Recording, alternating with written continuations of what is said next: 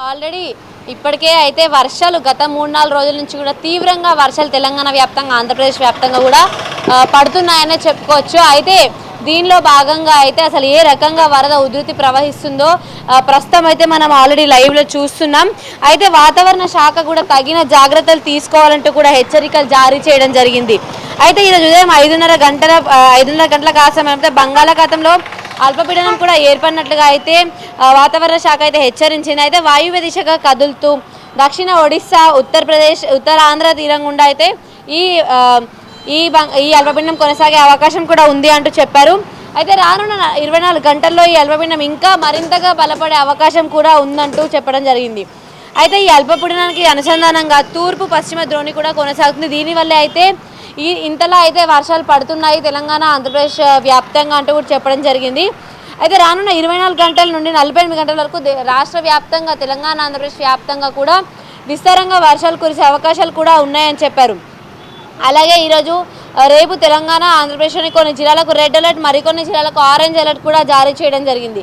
అయితే రాగల 2-3 రోజుల్లో తెలంగాణ వ్యాప్తంగా అన్ని జిల్లాల్లో అక్కడక్కడ మోస్తారు వర్షాలు కూడా పడే అవకాశం కూడా ఉంది అంటూ చెప్పడం జరిగింది. సుమారు దాదాపుగా 22 సెంటీమీటర్ల నుంచి 35 సెంటీమీటర్ల వర్షపాతం కూడా నమోదయ్యే అవకాశం కూడా ఉంది అంటూ చెప్పడం జరిగింది. అయితే రాష్ట్ర వ్యాప్తంగా కూడా ఇదే అంటే వర్షం పడినా పడకపోయినా రాష్ట్ర వ్యాప్తంగా ఇదే ఇలాగే మేఘావృతమైన వాతావరణం అయితే కనిపిస్తూ ఉంటుంది. అలాగే ఉరుముల మెరుపులతో కూడిన ఈదురుగాలతో కూడిన వర్షాలు కూడా పడే అవకాశాలు ఉన్నాయి. అయితే హైదరాబాద్ వ్యాప్తంగా మనం చూసుకున్నట్లయితే జిహెచ్ఎంసీ అధికారులతో పాటు సంబంధిత శాఖ అధికారులు అయితే హెచ్చరికలు జారీ చేయడం జరిగింది. అంటే ఏ జిల్లాలకు సంబంధించిన తీవ్రత అధికంగా ఉంటుందో ఆ జిల్లా అధికారులకు ముందుగానే హెచ్చరికలు జారీ చేశామంటూ కూడా వాతావరణ శాఖ హెచ్చరించింది. అయితే హైదరాబాద్లో కూడా భారీ వర్షాలు కురిసే అవకాశం ఈ 3-4 రోజుల్లో కూడా కనిపిస్తుంది. అయితే జిహెచ్ఎంసీ పరిధిలో ఉన్న స్కూల్స్ అన్నిటికీ కూడా ఈరోజు రేపు హాఫ్ డేస్ ఇచ్చేయాలంటూ కూడా గవర్నమెంట్ హెచ్చరించడం జరిగింది. మొత్తం అసలు భద్రాద్రి కొత్తగూడెం దగ్గర నుంచి యాదాద్రి భువనగిరి జిల్లా, నల్గొండ, సూర్యాపేట ఇలాంటి అన్ని జిల్లాల్లో కూడా స్కూల్స్కి హాలిడేస్ ఇవ్వమంటూ కూడా ప్రభుత్వం హెచ్చరించింది. అలాగే సైబరాబాద్ జోన్లో అయితే వర్క్ ఫ్రమ్ హోమ్ తీసుకోవాలి. అలాగే ఏదైతే కొంచెం వర్క్ ఫ్రమ్ హోమ్ తీసుకునే కొంచెం ట్రాఫిక్ ఎక్కువగా ఉండే ఏరియాస్ ఏవైతే ఉంటాయో సైబరాబాద్ కానీ గచ్చిబౌలి ఈ ఏరియా అంతా కూడా చాలా తీవ్రంగా ట్రాఫిక్ జామ్ అవుతుంది. ఎందుకంటే ఆఫీసెస్ ఎక్కువగా ఉండే ఏరియా అది. అట్లాంటి ఏరియాస్ తీవ్రంగా ట్రాఫిక్ జామ్ అవుతుంది. ఇట్లాంటి ఏరియాస్ తగిన జాగ్రత్త తీసుకుని ట్రాఫిక్లో ఇరుక్కొని ఇబ్బందులు పడొద్దంటూ కూడా గవర్నమెంట్ హెచ్చరించడం జరిగింది. అయితే హైడ్రా కానీ జిహెచ్ఎంసీ కానీ ఇంకా ఆయా శాఖలకు సంబంధించిన అధికారులు కూడా ఈ ట్రాఫిక్ ఎక్కడికక్కడ ట్రాఫిక్ డిపార్ట్మెంట్ కూడా ఎక్కడెక్కడ ట్రాఫిక్ క్లియర్ చేస్తూ, అలాగే జిహెచ్ఎంసీ వాళ్ళు కూడా ఎక్కడెక్కడ వాటర్ క్లాగింగ్, వాటర్ స్టాగ్నేషన్ అలాంటివి జరగకుండా ఉండేలా కూడా ఎక్కడికక్కడ జాగ్రత్తలు తీసుకుంటూ వస్తున్నారు. ఎందుకంటే వాటర్ స్టాగ్నేషన్ జరిగిందంటే తప్పకుండా అక్కడ జర్మ్స్ అనేవి ఫామ్ అయ్యి రోగాలకి ఒక పుట్టిలులాగా మారుతుంది. అది రోగాలు వచ్చే అవకాశం ఎక్కువగా ఉంటుంది. ఇలాంటివి ఏమీ రాకుండా అయితే జిహెచ్ఎంసీ కానీ వైద్య అధికారులు కానీ వైద్య శాఖ కానీ అందరూ కూడా తగిన జాగ్రత్త తీసుకోవాలంటే కూడా ప్రజలకు హెచ్చరించడం జరిగింది మోనిక.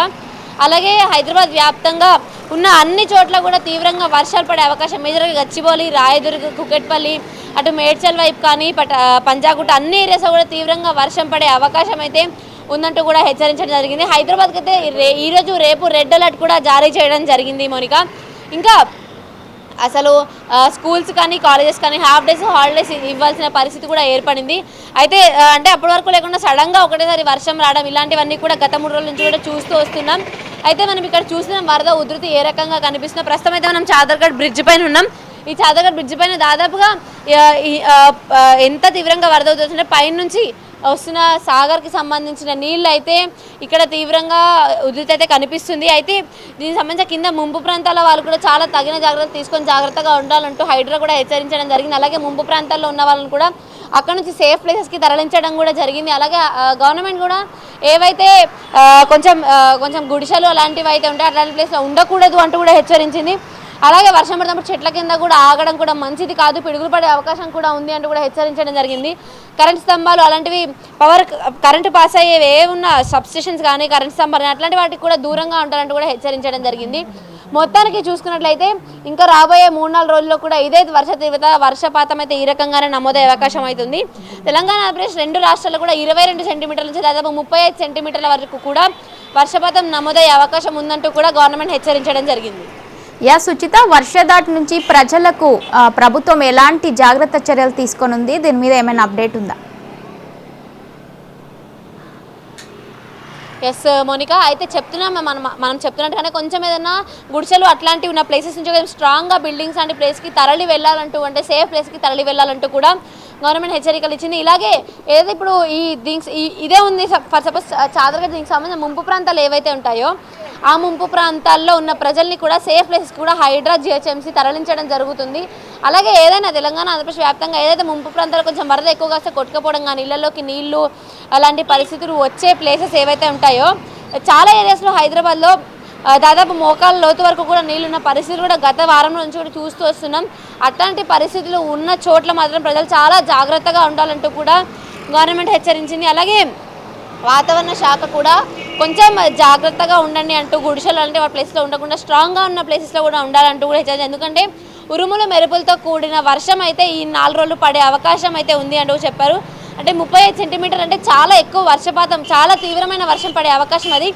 అంత తీవ్రమైన వర్షంలో కూడా ప్రజలు కొంచెం సస్టైన్ అవ్వాలి, తప్పకుండా కొంచెం సేఫ్ ప్లేసెస్కి అయితే వెళ్ళాలంటే గవర్నమెంట్ కూడా హెచ్చరించడం జరిగింది. Monica, right, thank you Suchitha.